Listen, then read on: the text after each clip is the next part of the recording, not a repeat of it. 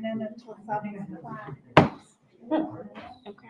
I think they had to people here today. Let me ask him. Yeah, I know. I didn't realize all this. So Yes, what do you Amy's need? sick. Oh, I was just gonna say. It's technically wrong. Item. It says that we're doing the 1,000 series. Alright. But all the versions are. I can do it, So, okay. It's not a big deal. I don't think we Yeah, need to that's like odd. amend I don't know anything. why that's there. Yeah. I don't think we like need to amend anything. It's It's just. the one thing I don't do. Yeah. I was like, all your stuff seems right, but I was like, wait, I thought we voted on those last week or last time. We sure did. It got me all discombobulated, but okay. Did you hit the Google button? This video call, right? Then you had to hit this first. Alright, It hit the Google To use button, this and then tonight? Yeah. can I back up? Throw it.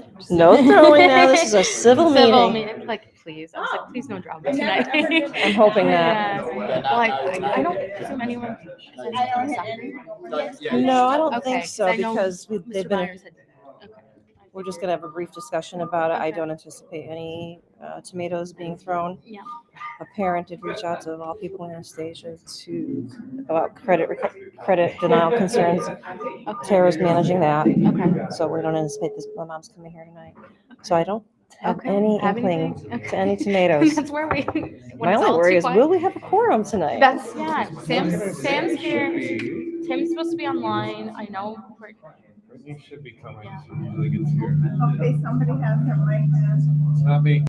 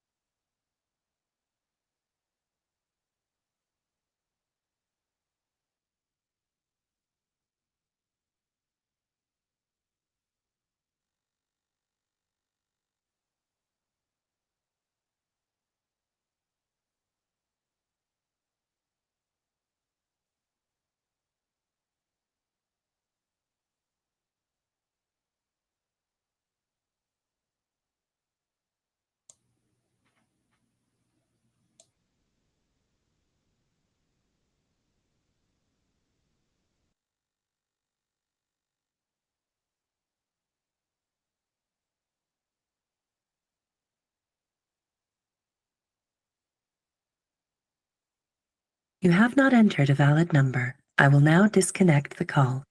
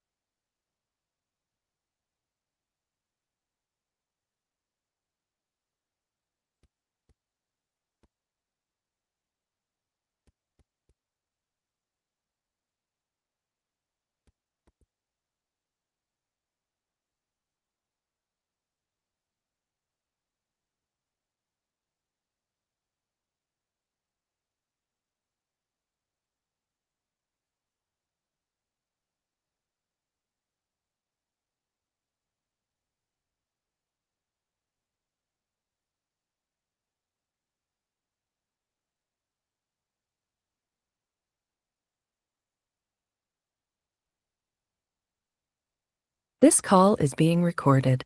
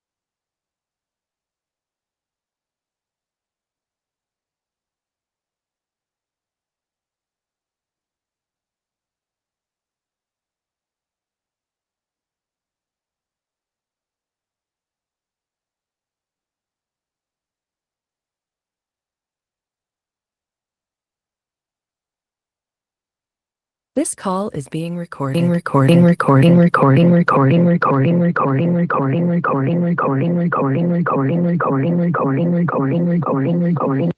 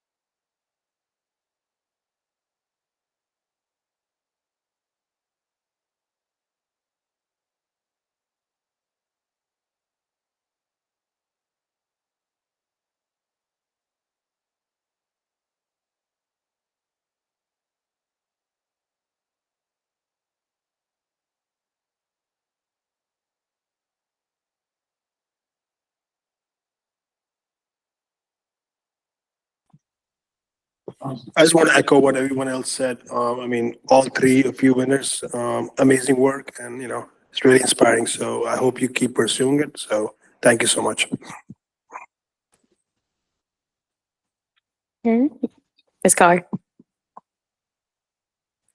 Yeah. There we go. I'm just going to echo what everyone said. You guys have such talent, and I think that's very rare nowadays. I mean, the fact it took you 2 days, that would take me probably 2 years. So kudos to you. The photographs, I'm still trying to wrap my head around how you capture that, the lighting, the focal point, everything about that is just so wonderful. And I hope you frame those in your house. And then your attention to detail and, that design, it's just breathtaking. So congratulations to all of you, and you should be so proud of yourselves. And I'll just echo, wow, just wow. I think one of the things we just pride ourselves on is the holistic nature of every one of our students, but you really capture the art. I mean, I've seen multiple things or displays of you guys, but it's just incredible. I honestly thought this was a cover of like a book or something. Like, I don't know. I thought it was like a drawing. It was that magical. And Corinne, I can't even, and Kyra, I can't even draw like the draw for numbers one. That takes me 2 hours. So, I think just incredible work you all did. Thank you so much for sharing your art with all of us. And I can't wait to see what galleries they end up in next around the world already. So congrats, everybody.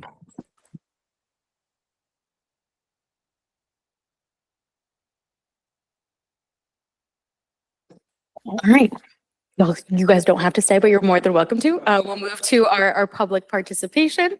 Anyone online or in the room can come. Let's see, any hands raised? You can call online at 860-665-8659. Thanks, everyone. Thank you very much. Well done.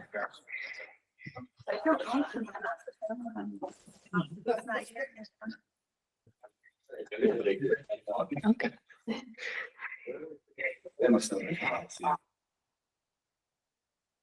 Policy is crazy. I think we're good. All right.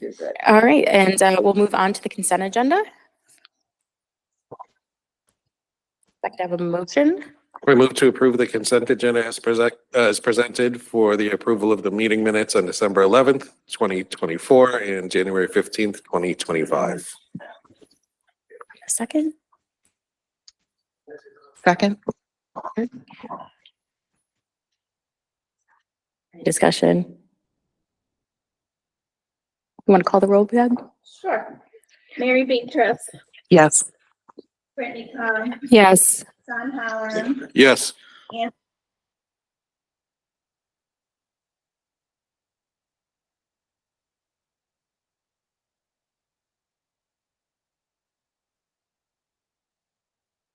Yes. Weaver. Yes. Motion passed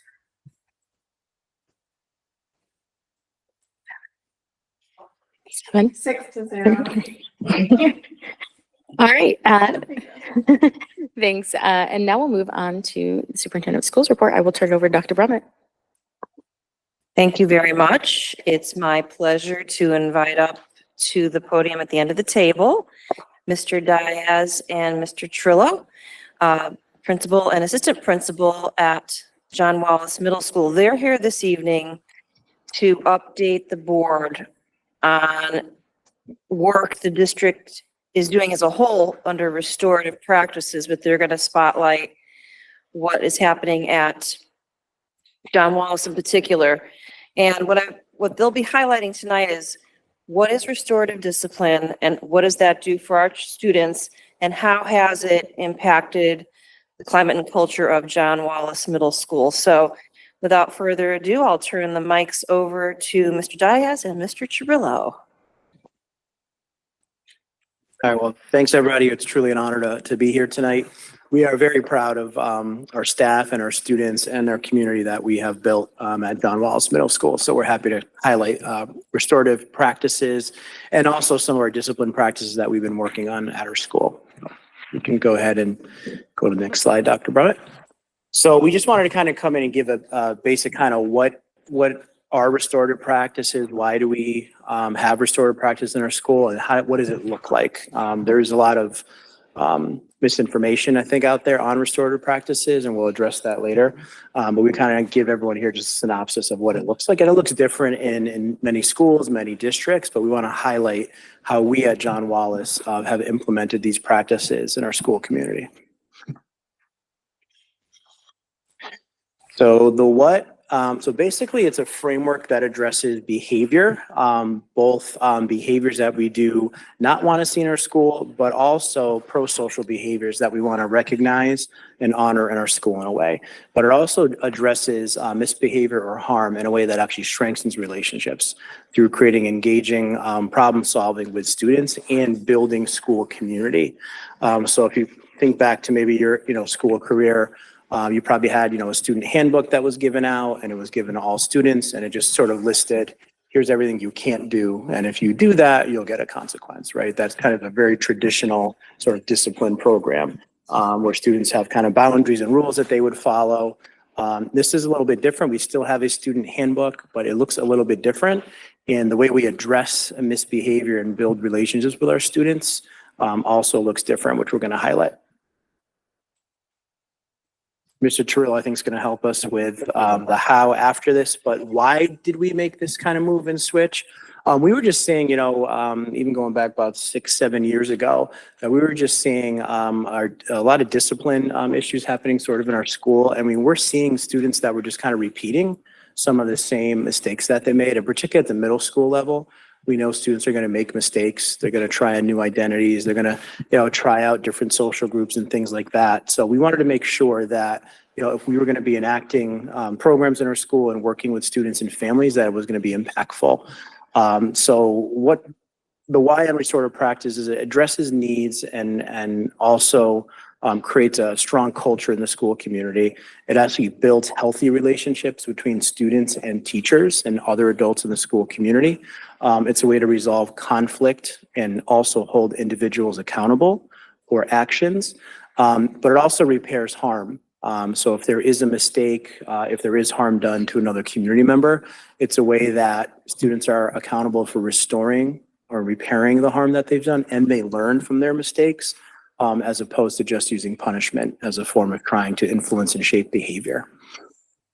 Okay. I know there's one circle there, but based on the way that the presentation I'm looking at is blocked, so I can't recall right now what that fifth circle was, but. It says reduce, prevent, and improve harmful behavior. I could not figure out how to get rid of that. Thank you. So reduce and prevent. So really, like, kind of a misconception. 80% of restorative practices are proactive steps that you take to build community in your school. Really, the maybe 10 to 15% of it is when a student does make a mistake, how are we going to enact discipline and how are we going to kind of repair harm? But a majority of what we do is being proactive up front and ensuring that we're building a strong community. And what does that look like and how do you do that? And Mr. Trillo is going to help us with that. Sure. So as Mr. Dias started to say about the 80% versus say the 20%, What you're seeing here first are the examples of what that 80% is. It's really building a positive school climate inside of your classroom, inside of the building, inside of your community. What you're looking for is affirmations, trying to stay on the positive side. We're not talking about the negatives. We are addressing the negatives, but we're not sitting there dwelling on that. We want to focus on what was the positive that came of it, what's the proper way to look at it, so we can have them think about their actions and how they can improve upon it so it doesn't happen again. We look at advisory lessons based off the incidents that are happening inside of the building or within our community to try and see, again, how can we help prevent them from happening another time? Community meetings, this can be anything from what we call town halls, where we'll bring our entire grade levels in and discuss certain matters we want to, or celebrate things that we've done well, or within the classrooms, because we consider every classroom to be its own community. From there, social contracts. This is something that is developed with the staff member and the students together. So it's not a staff member giving the rules and regulations of the classroom. The students are involved in that. So they actually feel as if they're partaking in it and making the decisions for themselves. So they feel they have more ownership in their actions. Morning handshakes, things like that, where basically we're just getting a chance to show interactions, the things that we want to see. I know as an adult, when you think about when you first come in, you meet someone, looking someone in the eye, shaking hands. Those things are things we try to teach through these actions. But we're also teaching them how to actually interact still. As we know in the world that we live in, which is digital for a large portion, especially after COVID, with time periods of people being, computer screen to computer screen, teaching those social interactions are key for students. And then restorative circles, you can see in mediations, those start to fall into that 20%, but we also can do circles just for the sake of community. So when we mean by a circle, it literally sounds just like it is. All the students will get up in a circle. We can talk about a specific topic to work on and help each other give their feedback to each other on top of to the teacher to know what's occurring. Now, it could just be about something action in the class, but it can also be academically, where we can actually use it to go and discuss new practitioners that we're doing, or we're discussing new literature that we're having. It's a way just to get the whole group together to feel a part of the actual conversation versus kind of a few people not choosing to talk at that time. Now, when something does occur, we would use also restorative practices to help build that bridge of understanding that something happened, we address it, we take ownership for it, and then we try to find a way to move forward from it. This doesn't mean that everyone is going to leave holding hands, skipping out of the classroom, saying like we're all happy with each other again. It's just understanding that we must learn to coexist inside of our building. So when you think of that, classroom circles can happen if an incident happens. So think of an example of two students may have an incident. We'll use a circle to talk about the whole class and how it affected others outside of that. Because as we know, with any incident that occurs, it doesn't only just happen to the two people that are involved or one person involved. The people around them also are affected by that, positively or negatively. And we want to make sure that they have a chance to have a voice in it. Mediations that we do, and we do this for student to student, staff member to student, staff member to staff member. This is something that we use across the board in our community. We do not treat it as in this is only for students to be discussing. No, we as adults need to be able to have these same exact interactions and speak with each other. And then restorative projects. So one thing we developed inside of our school, which we brought in a few years ago, was the creation of restorative projects. When a student performs something that has been a little more severe of a consequence than just say something, a detention or a conversation can happen, before it gets to say a suspension, because we always have that middle ground where there's a lot of kids receiving consequences in other districts for suspensions that don't really deserve a suspension, but they don't have anything in between. We created this. It's a 2-hour time period they spend with me, usually on a Friday. And what we do is we have a project based off of the consequence, where they are reading literature, they're watching, say, YouTube videos that are based off of it, and they have to do a reflective project, which they share with me at the end, and we create an action plan of how we're going to make sure we don't have this happen again. Since the development of that, we've actually had a major decrease in incidents that have fallen into that area. It's also decreased our suspensions, and we have less repeat offenders. This school year specifically, we have not had one repeat offender for any of those restorative projects. And examples of how that could look, a student happens to, say, break something in the bathroom. They will actually spend the day after school and they'll work with the custodial staff with the cleaning of the school. And the custodial staff has been fantastic. They'll talk with the student beforehand, giving a chance to understand that like they are a human being that are doing this work and you're adding to that for them. Say it is a situation with conflict resolution. We'll go through and we have a project based on that to determine about looking at school rules, but also determining on how you make your decisions and the consequences that can come from it. And we talk with them about trying to understand, is it a big deal? Is it not a big deal? Why is it that way? So then they can start to figure out for themselves, maybe next time I need to take that second before I make that decision to make a wrong choice. So these are just areas that we've built in using restorative practices.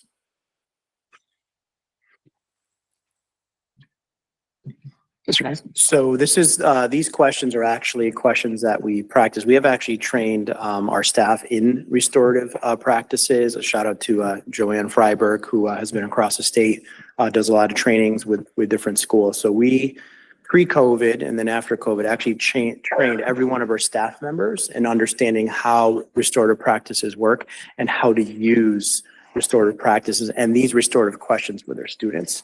You know, when a teenager makes a mistake, a middle school student makes a mistake, the first thing everyone wants to say is, why did you do that? Right? Or why? Why would you do that? And 90% of the time it's, I don't know. I just impulsive behavior, right? So what this gives us an opportunity is to really take the time to reflect on your actions, which is taking ownership and responsibility, but to also talk about how you may have impacted other people, not just yourself, you know, which is challenging at this age, right? You know, a child's identity at this age, they're still kind of in that stage where everything revolves around them and their actions. And we all know people at this prefrontal cortex is not fully developed yet, right? So impulse is going to happen, but it gives us an opportunity after the incident to kind of stop and pause and have a conversation. It also helps the adult, particularly if the situation may, you know, be a pretty intense situation. Adults have emotions too. They might be angry or upset at what happened. This gives the adult the time to kind of pause and really just work through these questions. All right, number one, what happened? Second, what were you thinking at the time? Since this incident happened, what else have you thought about? Right? And then this is the big question, really take time in, is who did you impact or affect with these actions? So maybe you take an incident where a student on a weekend impulsively posted something online derogatory about another student, right? They probably didn't wake up, you know, Saturday morning thinking they were going to do that, but all of these things happen leading up to that. Now we have this post that went out, right? We've got to take ownership of it. We've made a mistake. And how did that impact that other student you posted about, right? And then a question which really gets to the heart of this in the community aspect is how we're going to make this right now. You made a mistake. We all make mistakes, but now the responsibility is how are we going to make it right? Okay, so, you know, that could be an apology. That could be Mr. Terrell's example of a vandalism incident. Well, I can, you know, help after school for an hour and help the custodians. If it's a student, you know, at recess, we had an incident. You know, we'll bring students in together and they'll say, okay, you know what, I want to talk with the other student. And we always ask the other student if they're comfortable with it. We always partner with families as well. And then we can have a mediation and we can have a dialogue and a discussion. And then for those students who are affected, we also talk to them and ask them these questions of, you know, how did you feel when this happened? And how do you feel we can make this right? So it's really kind of building community. Yes, there are still consequences, of course, that are going to be a part of this, but it does help strengthen and build the community. And what we found is when you take the time, you know, this is actually more difficult, right? For a student to just say, okay, you did A, you have a 1 hour detention after school, you're going to sit and do homework. And that's it. Incident's over. I'm sitting in my detention. I don't really have to think about it again. This actually kind of builds that community and that relationship and puts students in that reflective process on how they can repair the harm they may have caused. And we actually have cards. I meant to bring them tonight. I left them on my desk, but we give all students, our teachers, just these little restorative cards to have around. So if an incident does happen, you kind of have it on the hand. And Mr. True and I still use these and kind of use the questions to kind of walk through to make sure we're following the protocol. What are links to equity work that we've been doing across our district? Number one, it provides high expectations for all students, right? That's a huge piece of equity, is that all students are held to high expectations. Yes, I'm a middle school student. Yes, I'm a fifth grader, but you know, all human beings have that capacity to repair harm, right? So we make sure even a fifth grader, this happened at recess, let's get together, let's talk about what happened here, okay? It also gives students a voice, particularly those who may have felt harmed, to give their perspective as well on how they felt about the incident. And it also provides identity safe classrooms and a positive school environment. So Mr. Turillo mentioned our advisory program.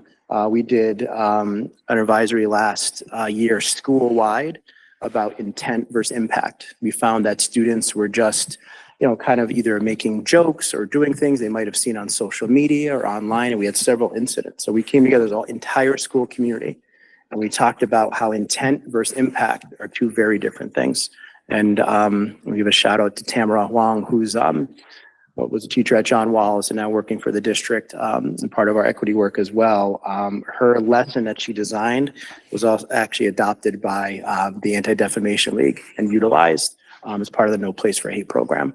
So it actually worked really well. And we use that language with students, what might seem like a joke or funny at the time, or repeating something you may have heard online or from other adults. You know, your intent may have been to make a joke or be funny, but that impact that it's had on not just other kids, but the school community can go much deeper. So it does allow us that opportunity where students know if they do have a conflict, if they do have an incident, they can come to us and really any staff member in our building, and we will help them kind of resolve the issue. And this is also even goes to staff members, because as we know, as adults, sometimes we say things and then we realize later how it affected someone else differently. It is shown that more times now than ever that we'll have staff members who will come and be like, hey, can I talk with this individual about that? I really wasn't happy at how that came out. That ability started to come from this and from these conversations where people felt comfortable enough to talk it out versus kind of before letting it fester, kind of separating, causing those divides throughout the building. They now want to speak. They want to get through that so they can be a way to be able to continue to do their job inside the buildings. And, you know, at first it did sound strange that I'm the teacher and you want me to do a mediation with a student and, you know, sit in the room, but, you know, I'm right. Yeah. But we have really created a culture where we have teachers come and say, I really want to repair the relationship with just the student. I've noticed this week, you know, we had an incident. Can we just sit down and talk? So it really has made a lot of growth in our entire school community. And it lets students know they have an identity as well and they have a voice. And that's another key aspect of equity work is student voice. So here are the major things that we know come with when you hear the words restorative. No, first and foremost, kids don't get consequences. You know, when many people hear about restorative, the answer is they think they're listening to Kumbaya, someone's playing a guitar and everyone holds hands and we're all good in the end. It's not that way. Usually I'm playing a ukulele in my office instead. But at the same time, we try to still work with each kid. What we do is students do get consequences. So there are still consequences. People still get detentions. People still can be suspended. The thing is we try to look to repair afterwards, to let the individual who has been harmed be able to explain to the person who may have caused that harm why it bothered them. The same way for that individual who made that mistake to learn from it and try to make sure they don't do it again, or if they want to at that time, because as we know, we can't force someone to apologize. We can.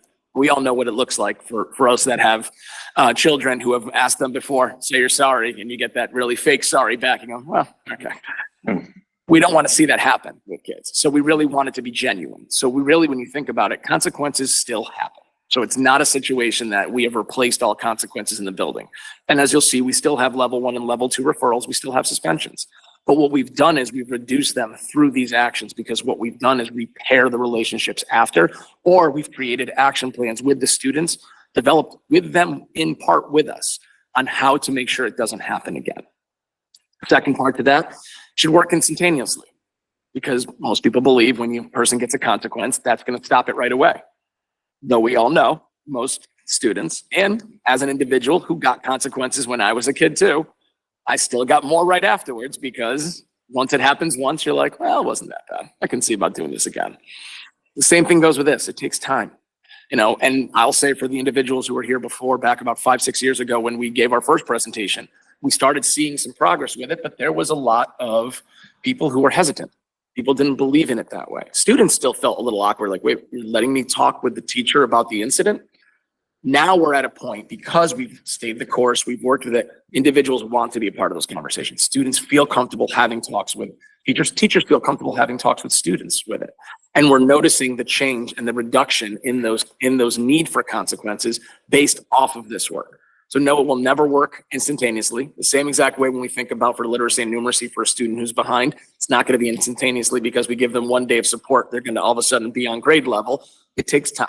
We have to build it and we have to keep working with individuals along the way. The last one you'll see here is that students need a punishment. And by punishment, there's the belief, if you click it, there's one more. There you go. If you think about it, when people think about a punishment, it means they must have something removed from them. They must get a consequence, or they have to stay after school, or they're going to be in school suspension. Consequences can be all sorts of things. And that's why when you look at restorative practices, yes, there are some who do get a consequence in the form of a detention. There are others who get one in the form of working with the custodial staff, so they get a chance to see from it. There are others who get a project to work with. There are others that just have those conversations because they need to be able to actually face their incident and meet with the person that they caused harm to, which can, for some, could be much harder than sitting for an hour after school in silence. Those are things that come with this. So when you think about it as a consequence, there are definitely consequences. It doesn't mean someone needs to have the traditional version of it to make it so this individual feels better about themselves. There are always going to be, you know, natural consequences in life for behavioral choices people make, even for adults. So the consequences seem more logical and are much more effective than consequences or punishment, I should say, that we've had in the past. Mr. Terrell is going to walk through just kind of the change effect as you can see it. We presented a few years ago and we talked about data. So we brought some data to kind of show it's through January through this month, and you can go all the way back to 2017, 2018. We kind of first started the work around that time. What you're looking there is a level 1 referral would be anything that a teacher deals with on their own. So they have an incident where they felt the need to call home, pull a student out to talk with them, gave them a lunch detention, things of that sort. Those are all level 1 referrals. Level 2 referrals is something that Mr. Dias or myself would deal with, where they can get something that goes after school or a suspension. The total amount of referrals are those level 1s and 2s together. And then our total suspensions that we had could be anything that was an in-school or out-of-school suspension for that school year. So I think you can see, right, even just from the numbers, how drastically we have reduced the amount of consequences and the amount of discipline that's happening in our building. Now, it doesn't mean that kids are still not causing incidents, but what we've done is we've been able to remove the repeat of those incidents. We've been able to go and help students understand why they need to be able to act in specific ways inside of classrooms, to be able to understand when they made a mistake, why it was wrong at that time period. So when you look at those numbers, especially down to the fact we've only had 7 suspensions this school year. And if you look back in 2018, we had 93. You know, that's something to think about of the work that we've done. And Dan and I are not saying this is an us thing. This is our school community has done. Because we understand it's taken all of us to be a part of this and everyone to buy in and everyone to be a part of the work that has to be done for it. And it's great. We're at a point where, as Mr. Dias said earlier, like I have students that come to my office, can I please mediate with this individual? I just want to talk with them about something that happened. Or I have a staff member who goes, I'd love to bring this student in to talk a little bit. I'm struggling with them in class. I really want to try and help before something bad happens, that they get themselves in a consequence. We're finding ways to be preemptive in our actions to make sure it doesn't get to that point where students need those consequences. And if it does get to that point, we're finding ways to work with them to help support them so they don't do it again. I would add to that any, you know, within the school, absolutely you feel a difference in the climate, the culture, but any conversation, anytime we have restorative conversation, mediation, anytime there's a call home to a family and a partnership. So that number 7 is not just us working, it's us working in partnership with parents, with families, having that dialogue. Hey, this incident happened at recess today. I'd love to bring your son into the office and have a conversation with, you know, and we find parents have been amazing in partnering with us. We first started doing this 6-7 years ago. There's some questions like, what do you mean there's not going to be detention after, or there's not, like, does that mean you still? No, we had a very productive conversation. Both parties, you know, were able to talk it out and agreed, and we're okay, and we're going to follow up with them. You know, so it was a little getting used to, but now I think it's just kind of natural in the way that we do things at Wallace and in our school community. If we, you know, do have an egregious incident or we do have to have a suspension, you know, those things can still happen. Kids can make mistakes, but even with those 7 suspension, there was always a project that went along with that. So students, you know, still have a learning component to go along with it rather than just being in an in-school suspension room every day and, you know, doing their homework. There's always a reflection component. Our school counselors will come down and visit, meet with a child, do a mediation. Mr. Trillo, myself will check in on them. And, you know, with 7 in-school suspensions here, it you know, tying it back to the equity work, like kids are in class. Kids are not serving suspensions. Kids are in school. Resources on the building for us. I mean, it's you know, we've only had to do that 7 times this school year. And I would be hard pressed, I think, to find another middle school in Connecticut that has 7 suspensions at this point in the school year. If you look at state data and data across the nation. So I'm proud of our school, proud of our community, our parents, our families, our staff for really embracing this over the last 6-7 years. And what our next steps, as you can see there, are we've been working with our entire staff on the creation of our new expectations. So when we say about expectations, we've always had expectations for our students, but what we've done for our work, because we used to have what was called our pride pillars.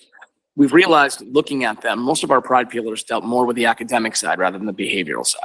So we took last year as a real year to look inside ourselves and reflect on what is it we really are asking for when we think of consequences that happen inside of a building or things that staff members may have written up a student for. Well, what was the real crux of that incident?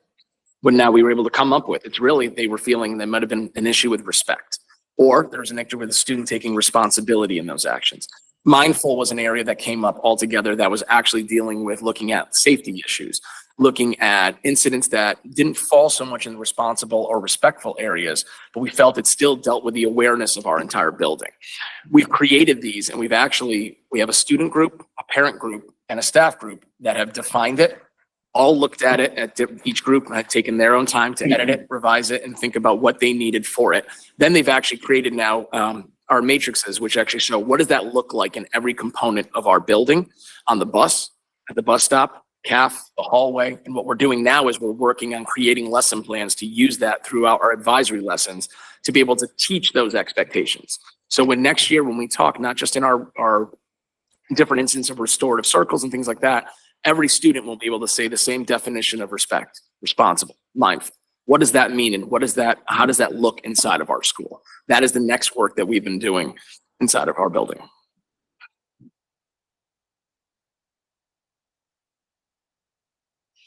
Well Thank done. Last word. Thank you. Thanks. We want to open up to board comments, or do you want to add anything, Dr. Brummett? I know this Well, I is- just want to thank Dan and Marco for the work they've done at their school. I've observed some of the training that's gone into this work, and I think those statistics speak for themselves, that we are seeing a decrease in the inappropriate behavior, and we have to see the correlation between these practices and those outcomes. So it is something that, again, the state has also encouraged us to use restorative practices. It's endorsed by the state as a good way to meet the needs of all of our students, but also to teach kids, because much like earlier was said, we spend a lot of time teaching academics, but we also have a responsibility to make sure kids are making good choices and having good peer relationships and good collaboration with their peers and teachers. So this gets at that as well. So hats off to John Wallace. We're seeing another repeat appearance, Mr. Trillo as assistant principal here. Hey, one more time. And I'll turn it back to board chair for any follow-up questions. I'll open up. Mr. Mealy. Well, a comment, I found that phenomenal. Because it brings in so much communication, collaboration, humility, which we could all use a little of, and to teach it at a lower level, I think is fantastic. I was very impressed, and I'd like to bring it into government. Can we do that? Because we could probably use a little of that. Yeah. And then all I would say is, like you're building on it. Yeah. Don't make it too complicated, because you guys got something great right now. And I just feel we always want to make it better, but it might be better in our minds, but maybe not to the community that you're working with, the kids. But thank you so much.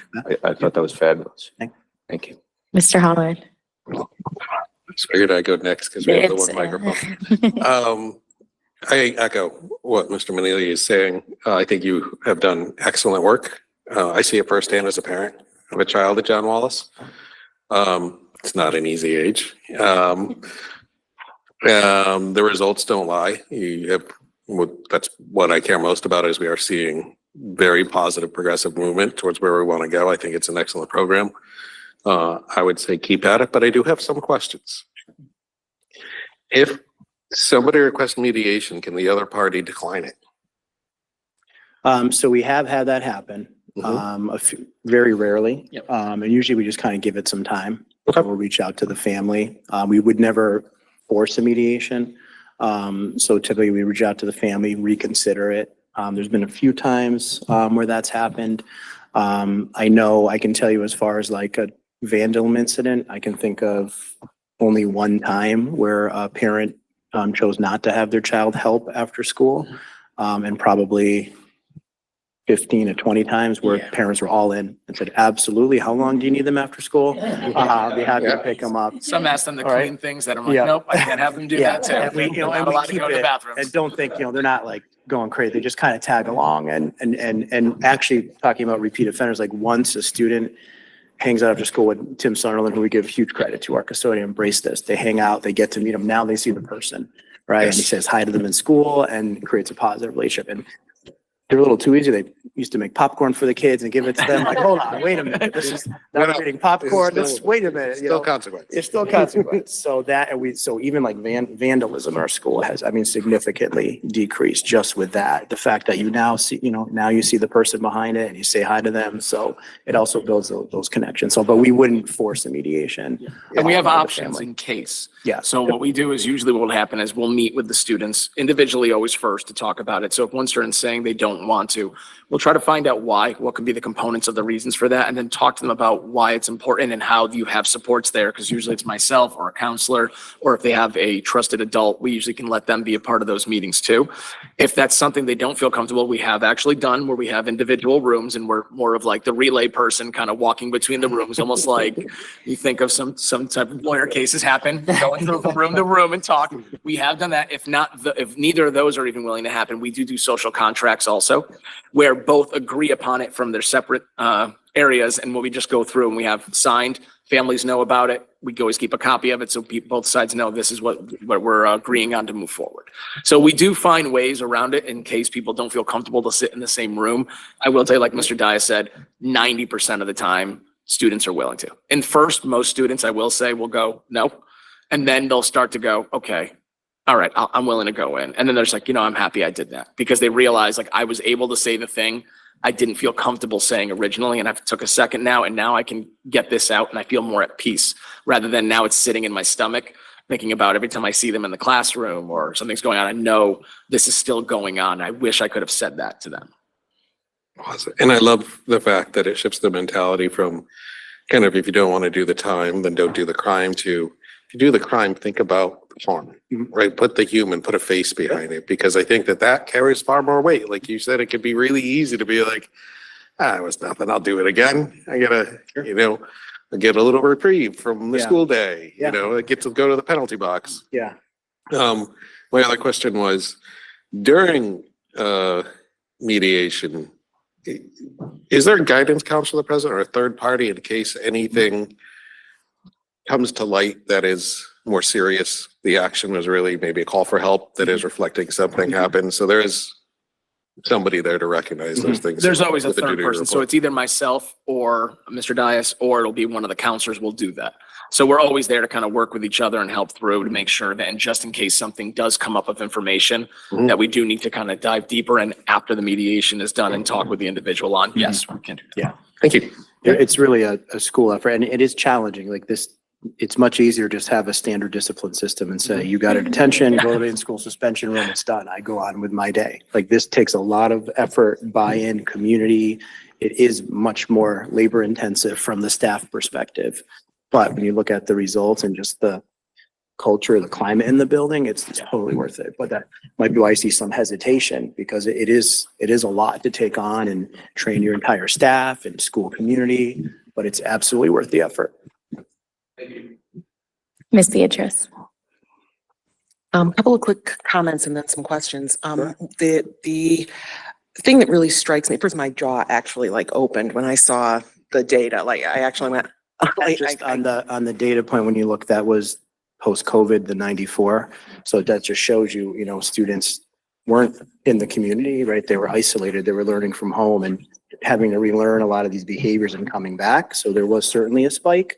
But I'm so happy that during that time we had this in place, because we immediately started to see revert, and talking to some other principals across the state, you know, that post-COVID year was very challenging for my son. I feel like we were much better position to have kids come back coming from that, because we had this built and we had the restorative framework to work with and have that community sense.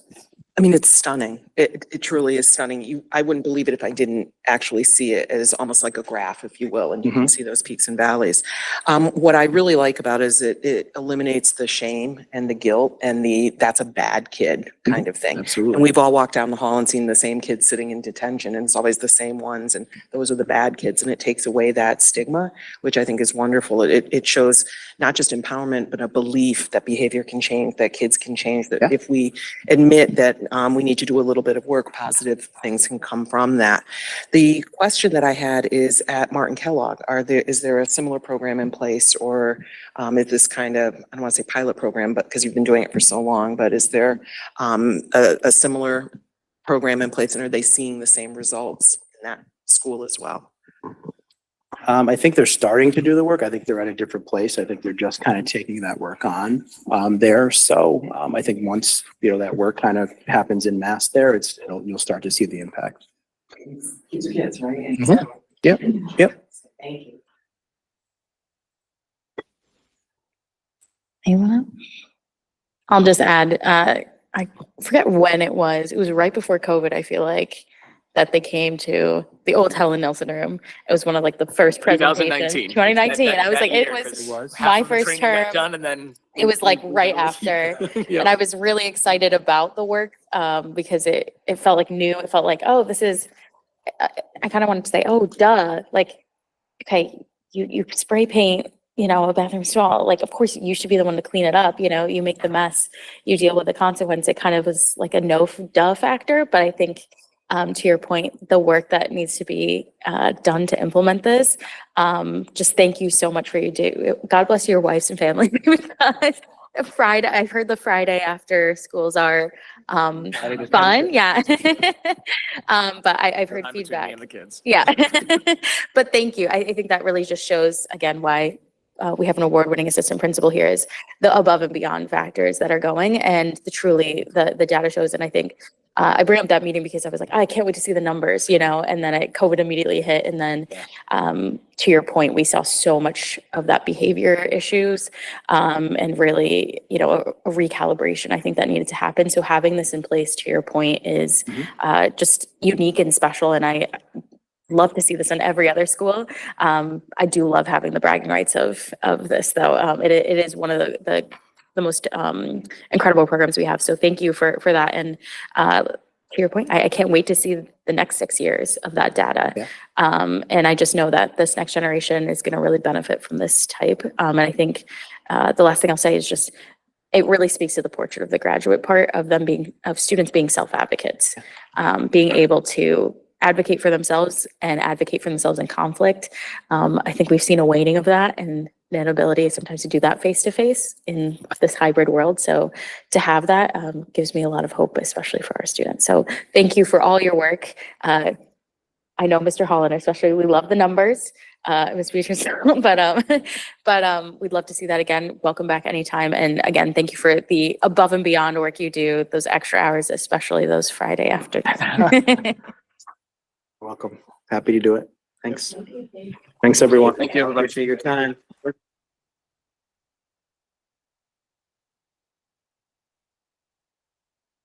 Get you a printout, Mary. Don't worry.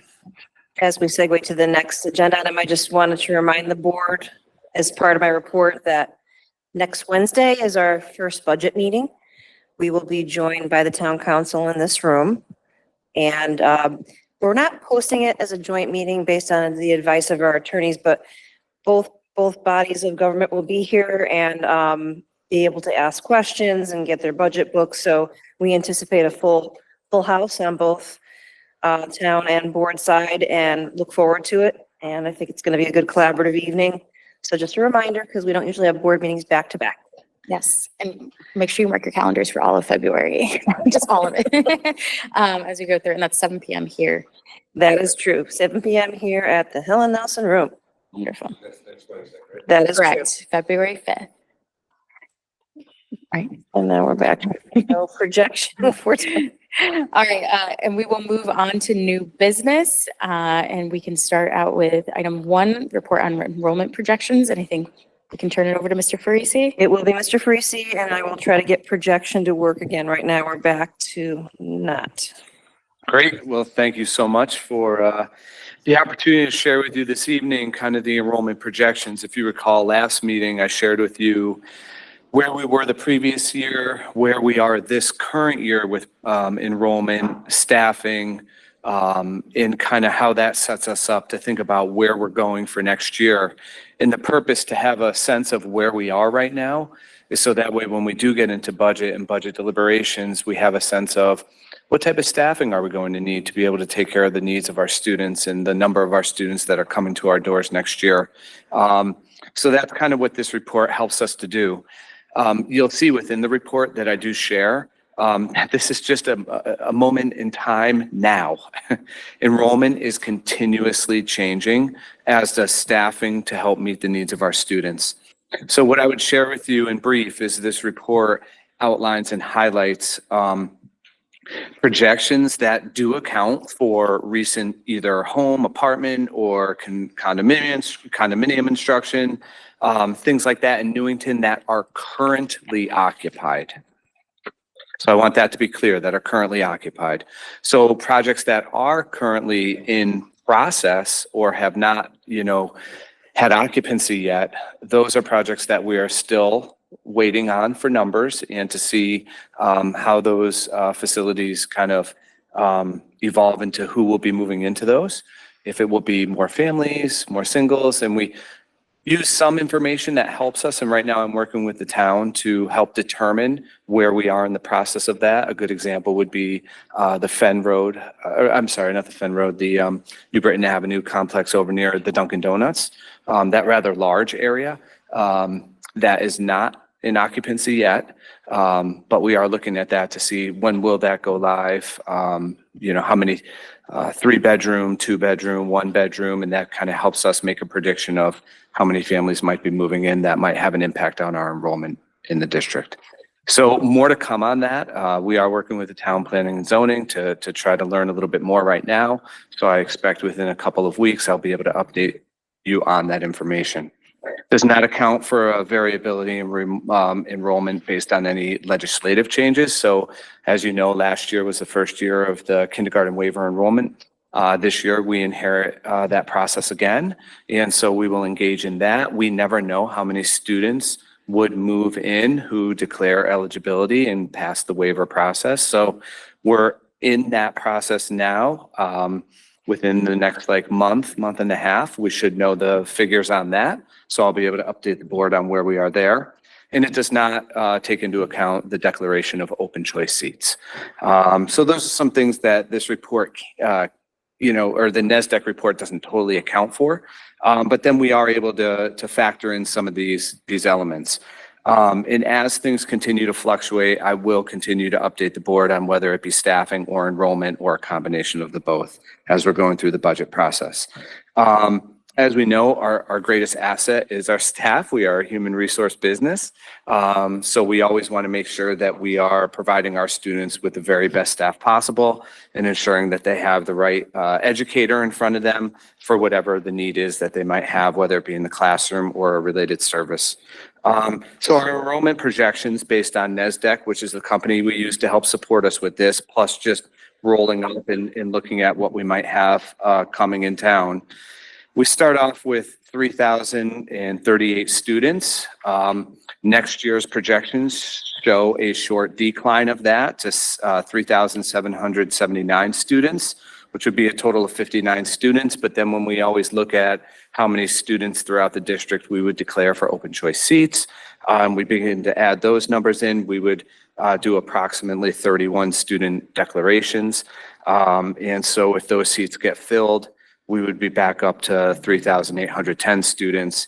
That would give us about 28 students less than this current school year. We do see, and the numbers do show, that next year we actually have a boost in kindergarten. So we go from 192 students currently to a projected 231. So you'll see later in the report where I talk about how we have to account for that increase, because last year, as you recall, we did reduce a few teachers. And now we're kind of up in that area, but we are not low enough in any other area to account for that. So I'll explain that a little further as we go into the report. We do have to count for students who stay with us for a 5th year. We anticipate about 3 students there. So we kind of, from that, we increase our projected enrollment based on the open choice declarations, 3 students. It brings us to around 3,813 students, or 25 students less than this current year. That is, those are students that are not in any one particular grade, classroom, or area. If it were that easy, then we could potentially reduce a staff member, but it isn't, right? We have a large school system, pre-K to 22, and those are students throughout that whole spectrum. So that's kind of where we sit now. We do anticipate, and I share with you, 12 retirements and 1 resignation next year that we are aware of to date. So this is, again, what I know today. And so what I can share is these are the positions that I know that we have that are outstanding, that we will have to recruit for and hire.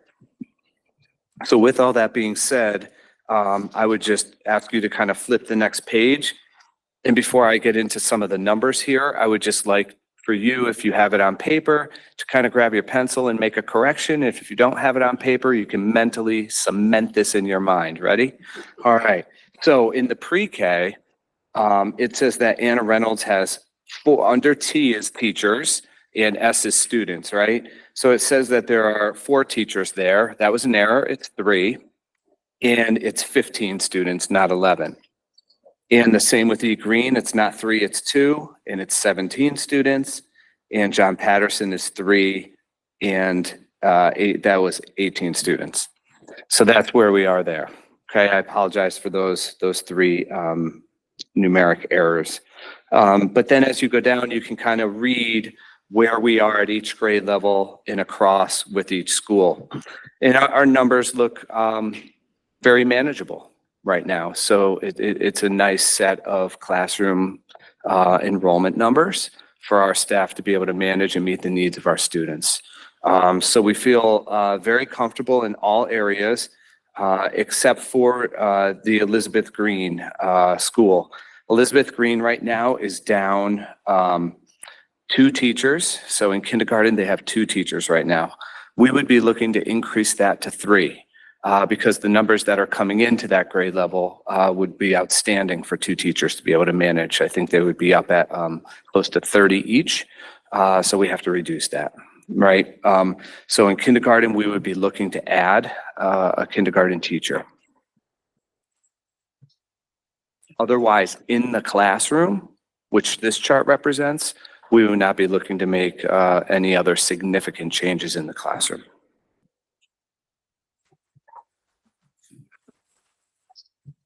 Except for, glad I did a healthy pause there. Did you see that? A healthy pause, and now I'm back.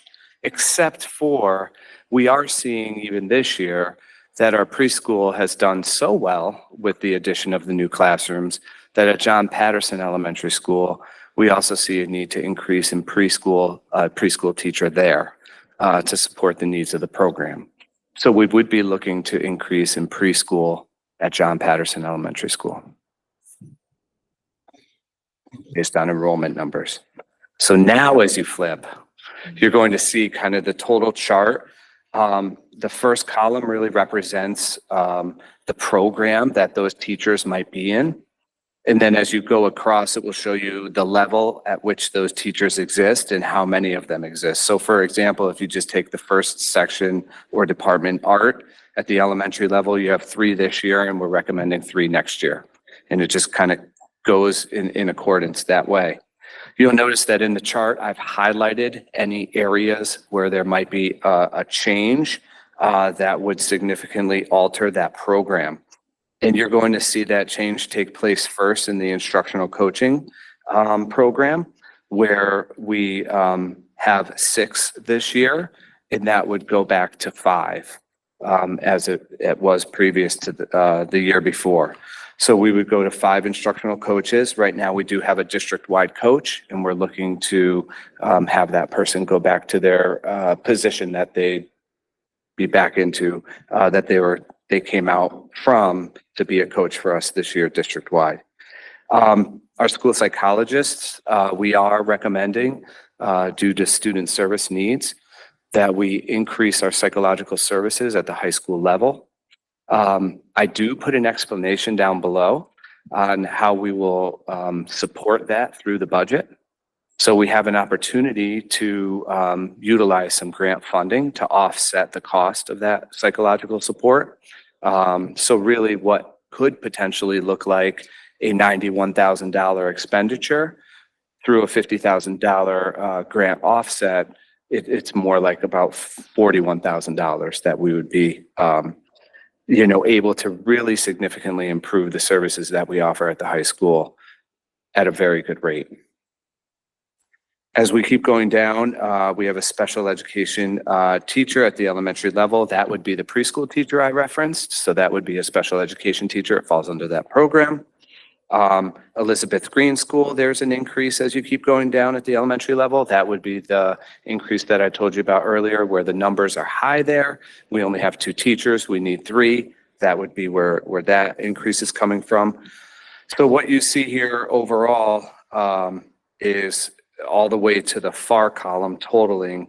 You'll notice the increases that we have. That would bring us from 365.2 to 367.2. We do have opportunities through the open choice tuition reimbursement to offset the cost of many of the recommendations that we're presenting to you this evening. Again, as we continue to watch enrollment, continue to go through the budget process, we'll continue to talk about these recommendations, but I feel like it's my responsibility to present to you this evening what the needs are of our students. And this staffing report would provide our students with the needs that we see and forecast that they're going to need for next school year.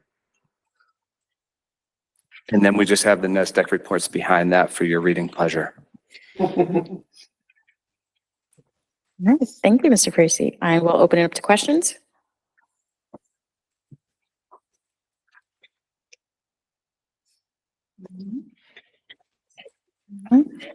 I'm sure we will revisit this many times in the next month. Indeed. Without a doubt. The only thing I would add, and Mr. Friese did a fantastic job on this report, is we haven't done our kindergarten waiver process yet. That comes into play very soon.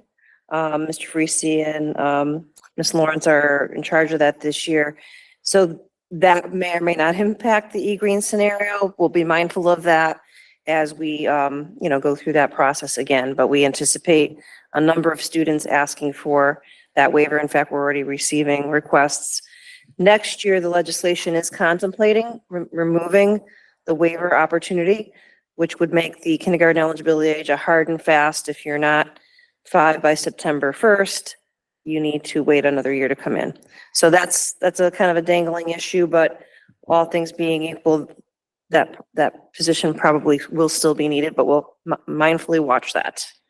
All right? Yeah, and as we look forward, would love to see those numbers, how that. The ebb and the flow? Yes, the ebb and the flow of that as that legislation really takes hold. Awesome, thank you. All right, move on to item number 2, discussion on soccer signage. Thank you very much. And our athletic director, Mr. Myers, just happens to be here. He slipped in the back, Jack, after a Good evening, basketball everyone. game.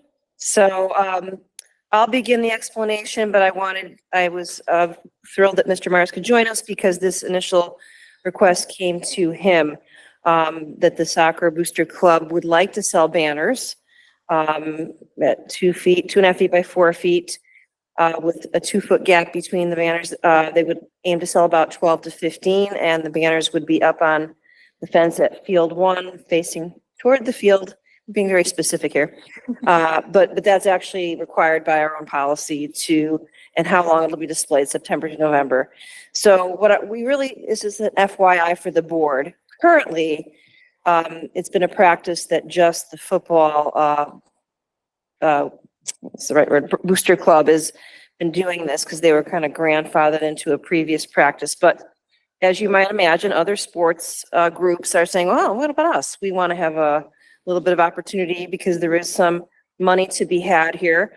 And when we reviewed our policy, specifically board policy 1325, community relations, advertising and promotion, it does provide for on the bottom of that section 5C, that we can allow advertising on our athletic fields with strict parameters and with approval from the superintendent and or her designee. And in this case, I would ask Mr. Myers to be in charge of that.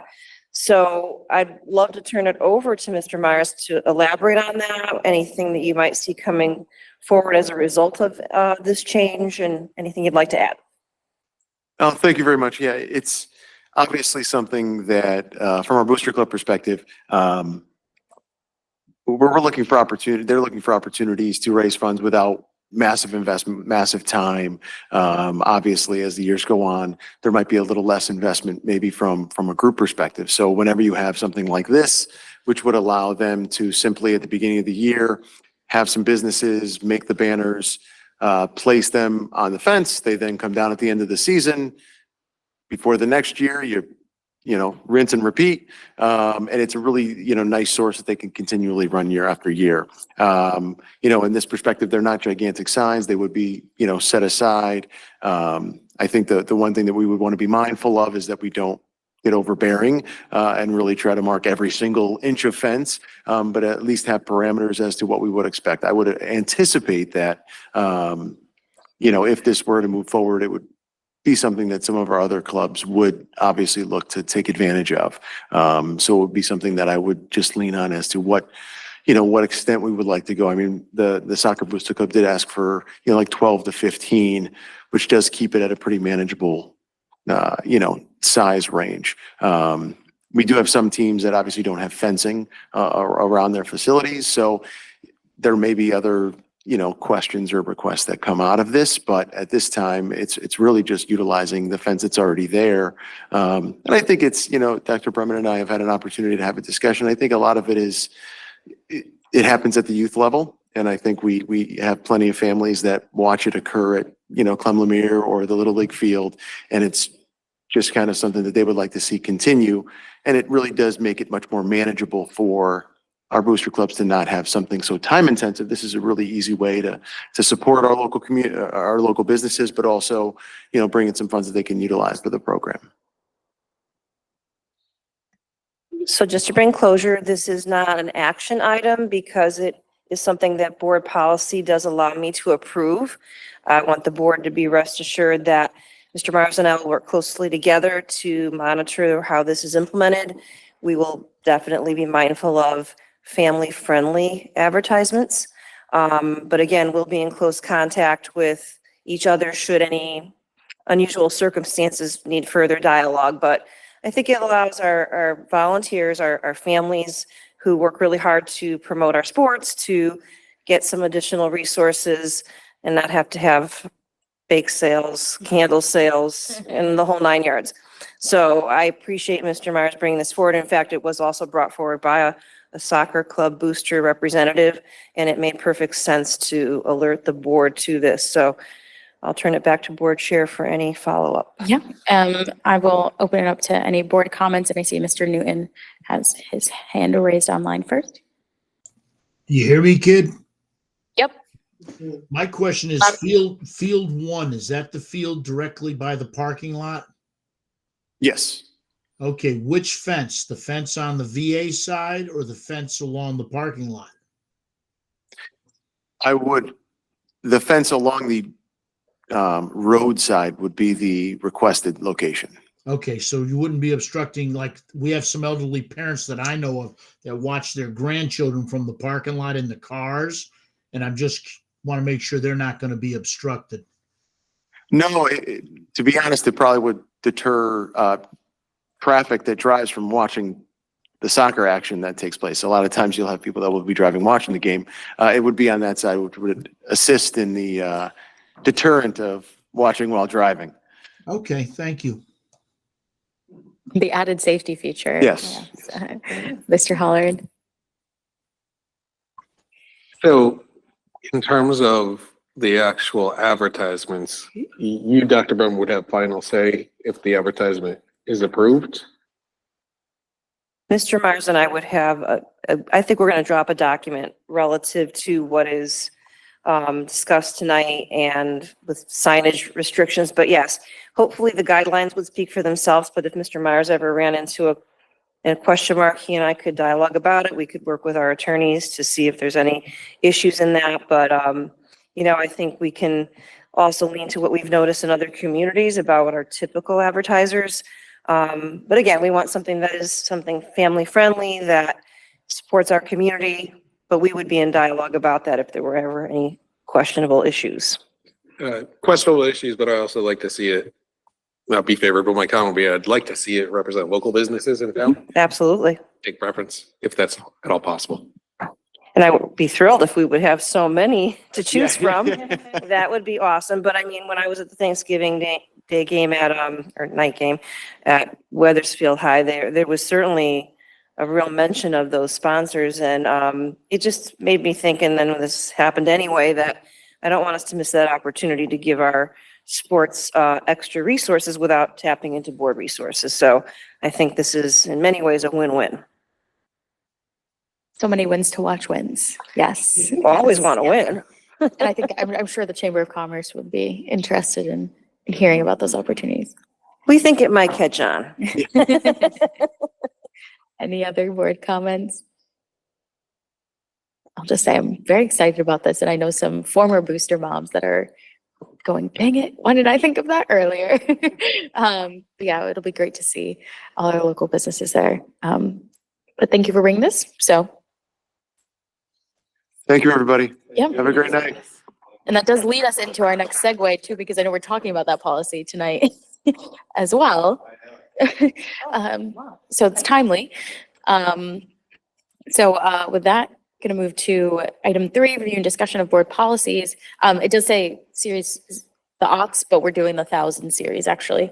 And I will turn it over to Ms. Beatrice and Mr. Farisi and Ms. Carr, my wonderful policy committee. I am not biased at all. And just look at the number of policies. And again, just to reiterate, these are policies that are just for review and discussion. We bring them to the board, bring them back to policy committee, and then bring them back again before we vote. Okay, so starting with the board policies in the series zeros, as Ms. Reaver just said, these are policies that we've discussed here at the board before. We've talked about the fact that the policies themselves, not a lot of change with, but we have talked a little bit about updating the language. So there isn't really any substantive change. However, there's been change in adding PACs to PTAs, PTOs, those types of language to make things a little bit more inclusive. The recommendation that we would have, if possible, is to, first, any questions or anything that we need to be looking at to change for a final time. If everybody's comfortable with them as they are, go through them quickly and maybe approve them as a whole. So just to clarify, we're not approving any of these policies tonight for item 3. These are just the policies we're going over to review for the first time. So these are the 1,200 through 13. The 12s, yeah. Yeah. Okay, so those are going to be for discussion. Okay. The right one's on display, right? So these are the ones we haven't shown you yet. But we will, and like I said, sorry for the typo, it's not the series, it's The 12. the 1,000 series of ones. Community relations. Community relations is the topic, yes. So we've updated the language. We've also updated the numbering of them to make them a little bit easier for members of the public or anybody who is interested in looking through our policy manual. It'll be a little bit easier for them to find what they're looking for. The numbers will be consistent throughout the manual going forward. Yes, Mr. Horn. What's policy 1205? We can just go one by, Mr. Reese, you want to go one by one? Sure.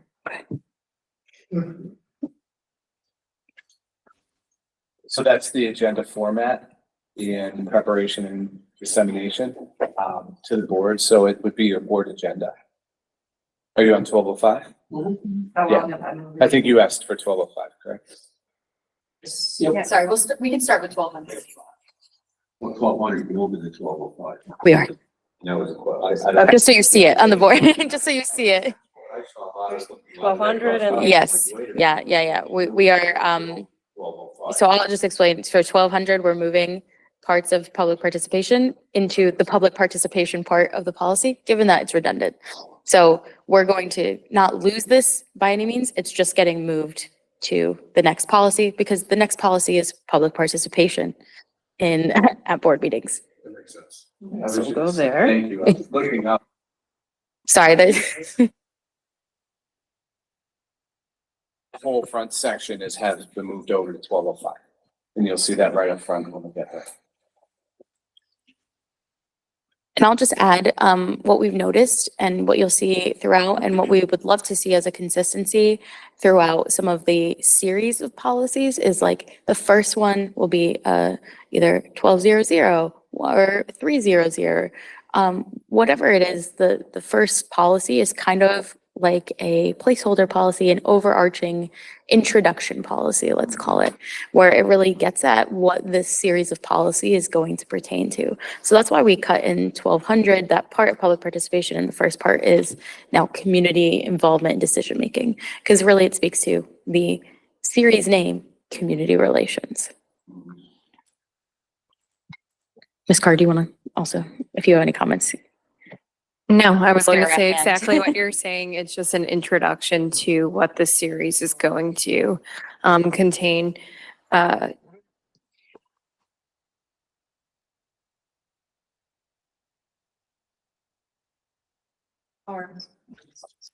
Although 5, we're still discussing.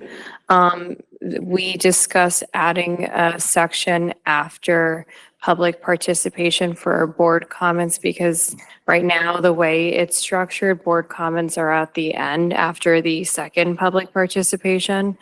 That's something we're going to go more into at the next policy meeting after further discussions. One of the things we've tried very hard to do is make sure that members of the public are always given an ample opportunity to review, to discuss, bring any questions. We want to make sure that that all voices are heard. And so we've tried to make that in a way that's clear, it's easy to understand, but also consistent. So we want to make sure that anybody who has anything to contribute has that opportunity automatically, and that it flows in a way that makes sense. Well, 10. Again, this was a language issue. We want to make sure that all of our policies are inclusive. We want to make sure that we're recognizing that families are different. And so we've included parents, guardians, important stakeholders in the kids' families, and making sure that our communication is appropriate and reaching the appropriate people.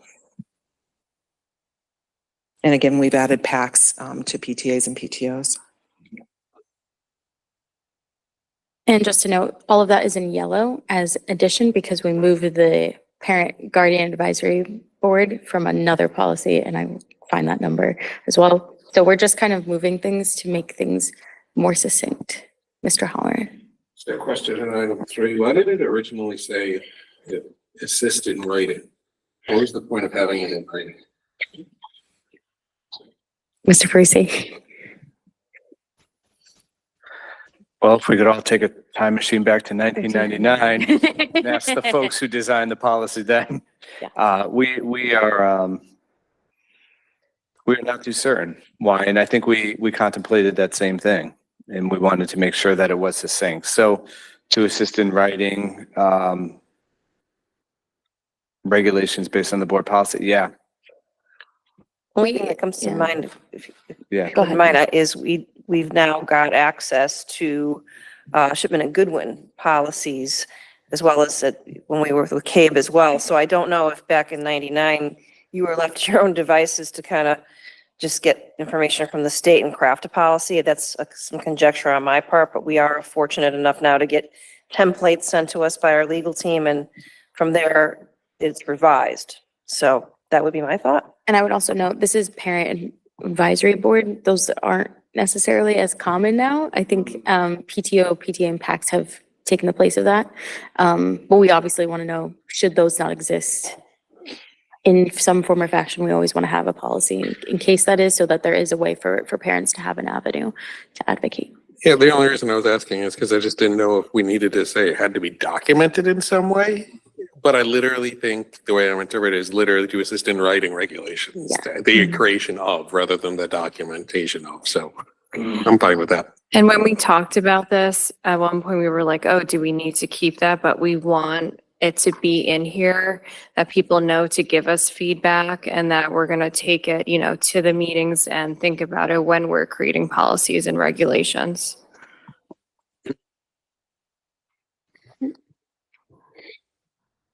Okay. 1211, which won't be 1211. So the next one that we have is relations with booster organizations.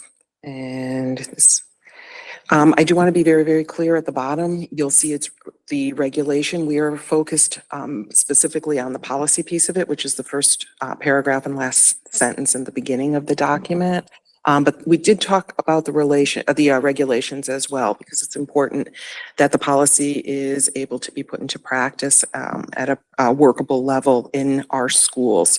So again, we've done some things to clean up the language, including guardians and compliance. But we did, as you see, discuss the regulation a little bit, just to make sure that we're aware of the financial statements and that we have the opportunity to make sure that money that's raised is accounted for in a way that's appropriate. We want to make that very, very, very clear. Any money that's raised, we need to be able to have some sort of oversight and make sure that things are done appropriately.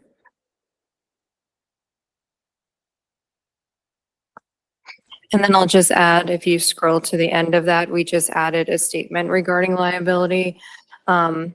We want people to understand that, you know, we're not overseeing every single booster organization as a board, and therefore we're waiving that liability factor. Yeah, a lot of the booster funds are not in our operating budget or general fund, so we'd rather not. If anything happens, that's not board business. Great addition.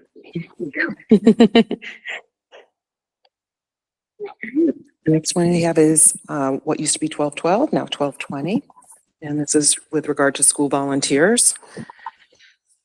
We love our volunteers. We recognize the important contributions that they make, but we need to make sure that there is no interruption to our learning environment or to student safety. So that is, you'll see that we've clarified that a little bit. And again, the policy is on top, the regulation is at the bottom, but we want to make sure that any volunteer is coordinated through our volunteer coordinator at the building level. So we want to make sure that background checks are done in an appropriate manner, and that we want to make sure that the volunteers are spending their time in a way that is efficient, helpful, and enhancing what we need them to do in the schools. So you'll see the policy itself and the regulation. Any questions on 1212?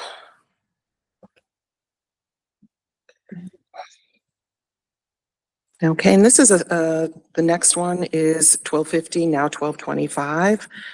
In a similar vein, we want to make sure that when visitors come to our buildings, that again, safety and disruption to our learning environment is going to be of the primary concern.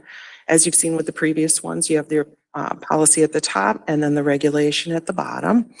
Again, security is our primary goal, and you'll see there's a large discussion and an updated discussion of the regulation of that and how that will be managed.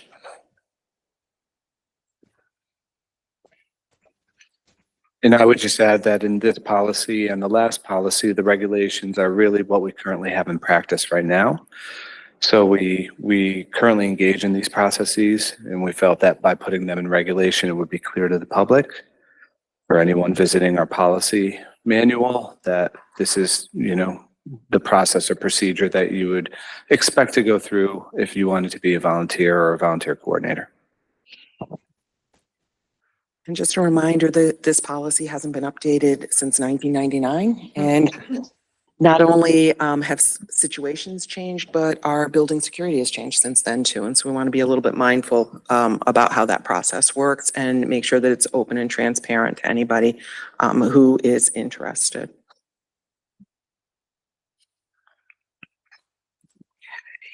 Next one we have is the old 1251 and renumbered as 1230. Again, just very, very quick, we want to make sure that people who are not supposed to be on school grounds will be asked to leave the premises. And if that request is not honored, then we may have to call in the proper authorities. We need to make sure that our buildings are safe and that there's no one there that isn't supposed to be there.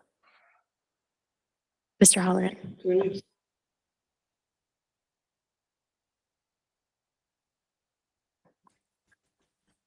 Mr. Percy, do you want to take that one?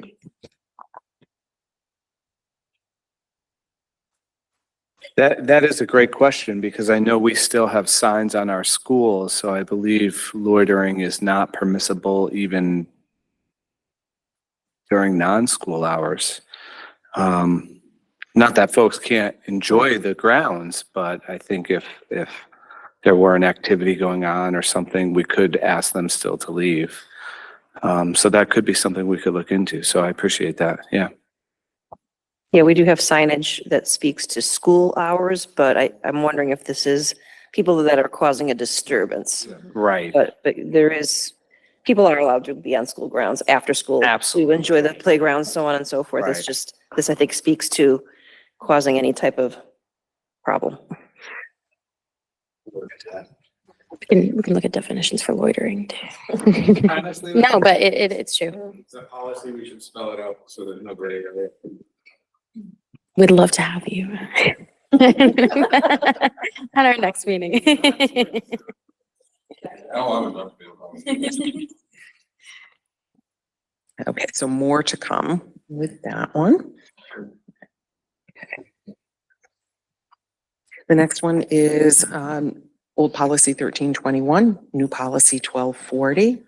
And again, this we did not do any change to.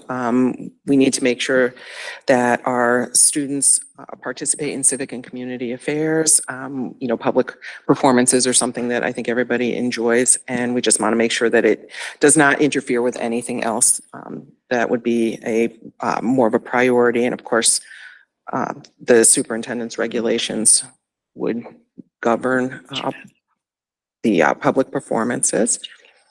So this is something we're just going to review and not update, just review. Sorry, Mary, we skipped one. Oh, did I skip one? It's okay. It's quite all right. This is what, just put up what you just talked about. Yeah. That's what you just discussed. 1312. Okay, public complaint. Oh. It's fine. That was confusing. There was 1321 and 1312 right back to back. Oh, there's public complaints. Okay. We're on 1312 now.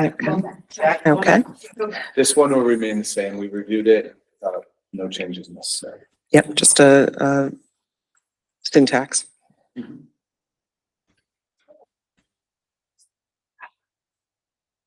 Okay, are we 1322?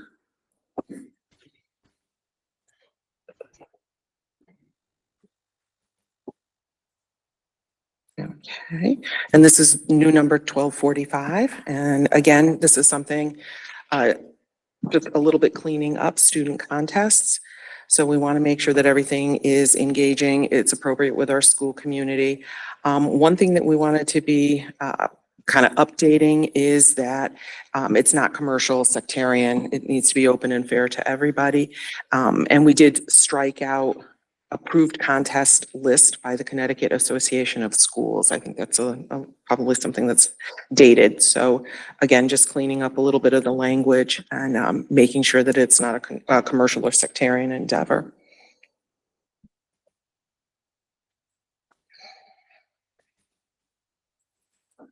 Okay. Moving along, 1324 is now number 1250, and this is soliciting funds from and by students with regard to humanitarian organizations.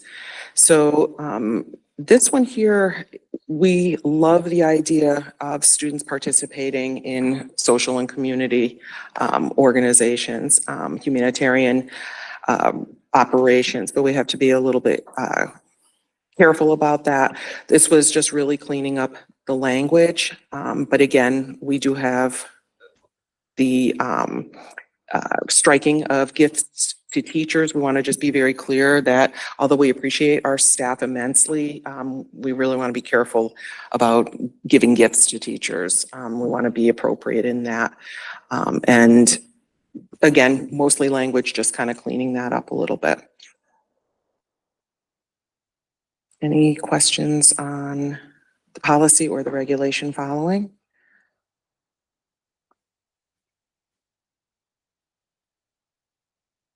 Okay, keep it on. And 1324. And again, this one, we just needed to, this is actually, I have the regulation here. So this is again, the regulation. Just updating some of the charities that were mentioned some are still around, some we are not sure are current, but we want to make sure that whenever there is any opportunity to solicit for organizations, that they are appropriate and that they are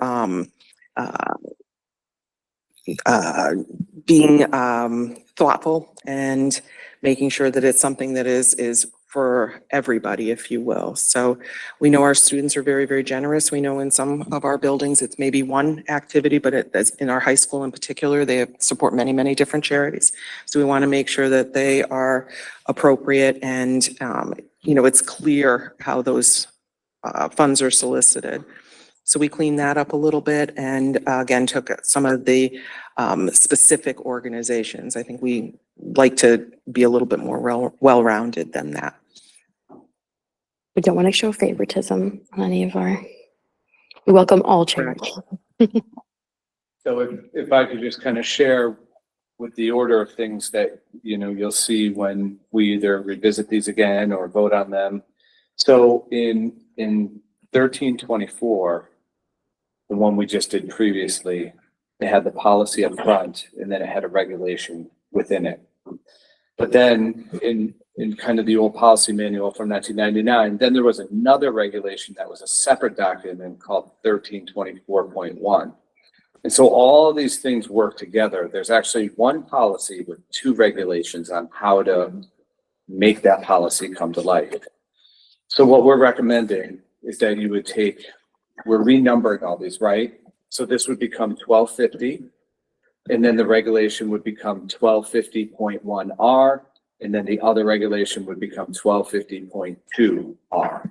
And so you're going to see the three of them separated out when you go to approve it. 1250, policy, regulation 1250.1R, regulation 1250.2R. And those two go with that one policy. So, a lot going on here. Trying to make it simpler though. I don't know if I did. And our last policy. The last one used to be 1325, now 1255. And this is advertising and promotion. One we just referenced. And again, we didn't see anything in here that needed to be updated or changed. So this was a review, and everything in there to us looked like it fits and is current for what we need it to be right now.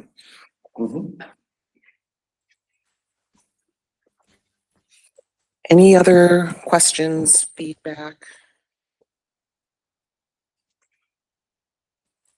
So please. Oh, Just a comment to think that the committee, a lot of this is like trying to untangle Christmas lights. it is. That haven't been pulled out of the attic for 23 years. It's a lot of hard work. Thank you, guys. I think we have our new mascot. That's what I'm gonna be. The policy committee mascot. Yeah, that'd be great. All right, and as always, just want to remind board members and members of the public, you're always welcome in between meetings. Give us feedback, email us, call us if you have things about our policies. We're going through them all. So, and our next policy meeting is February 6th at 7 p.m. right here in Helen Nelson and online. So if there's no other discussion on that, I'll move to item 4, discussion and possible action on board policies 1000 through 1130. And these are the policies we reviewed last meeting that everyone's seen. We had not gotten any feedback on there. And I'll turn it to Ms. Carr and Ms. Beatrice and Mr. Ferrucci if there's any other comments before. I think I would just add the valuable feedback we received from Mr. Holleran was around adding PAC to a couple of policies at the time, which we then just also employed in these new policies. So I think we did make those updates to these that you may be voting on this evening.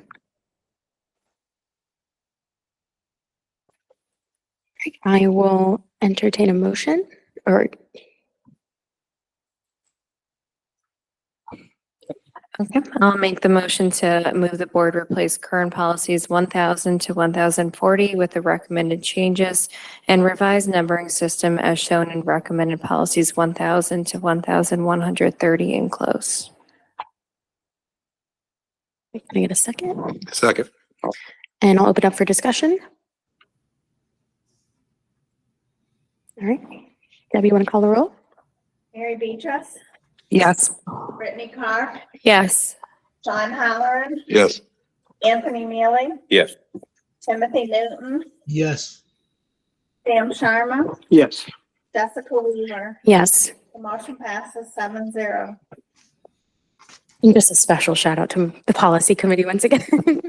As always, we are cranking through.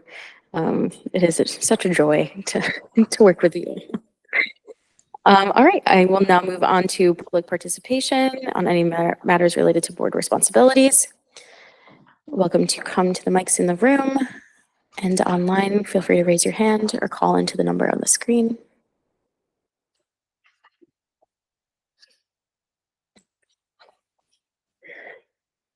With that, I will move on to remarks by board members. Ms. Carr? Just too quickly, because when we were going through, I didn't have a chance. The NASDAQ historical and projected school by school projections, I didn't see the high school. Did they have a report? In that report, we don't get one for the high school.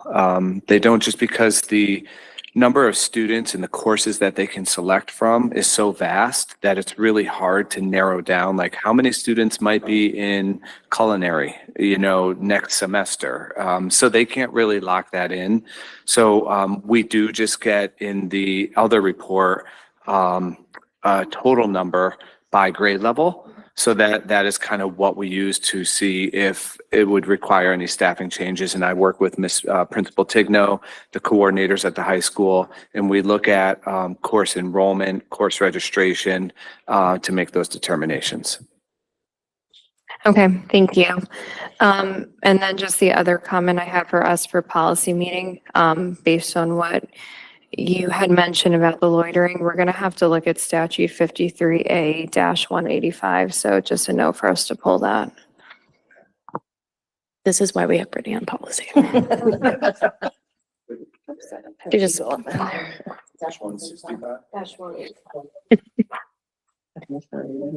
Any other board remarks? All right, and just a reminder again, we will be having our joint meeting, but board meeting next Wednesday, February 5th, 7 p.m. here in Helen Nelson to start our budget proceedings.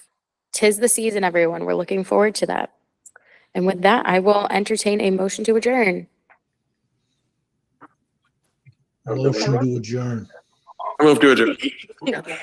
We don't need a second, but if anyone wants a second. All right. We are adjourned at 8:47. Thanks, everyone.